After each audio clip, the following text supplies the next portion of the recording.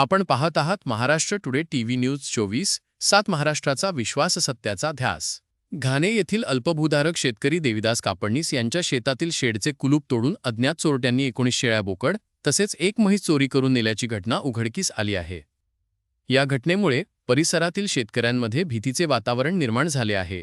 देविदास कापडणीस यांची नामपूर ताहराबाद रस्त्यालगत शेती असून ते शेळीपालन व पशुपालन व्यवसाय करतात। शनिवारी पहाटे शेतात गेल्यानंतर शेडचे कुलूप तुटलेले दिसून आले।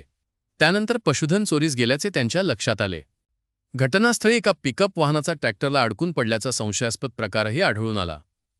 चोरट्यांनी वाहन बाहेर काढून घटनास्थळावरून पलायन केल्याची माहिती मिळाली आहे। घाणे परिसरात अलीकडे पशुधन चोरीच्या घटनांमध्ये वाढ होत असून शेतकरी वर्गात नाराजी व्यक्त केली जात आहे। पोलिसांनी रात्री गस्त वाढवून चोरट्यांचा तातडीने बंदोबस्त करावाची मागणी ग्रामस्थांकडून करण्यात येत आहे।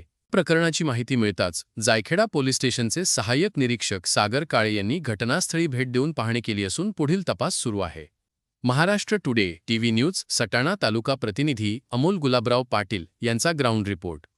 महाराष्ट्र टुडे टीव्ही न्यूज 24/7 महाराष्ट्रातील ताज्या, वेगवान आणि विश्वासार्ह बातम्यांसाठी आजच आमच्या चॅनलला भेट द्या। लाईक करा, शेअर करा, सबस्क्राईब करा आणि पाहत रहा महाराष्ट्र टुडे टीव्ही न्यूज 24/7 महाराष्ट्राचा विश्वास सत्याचा ध्यास।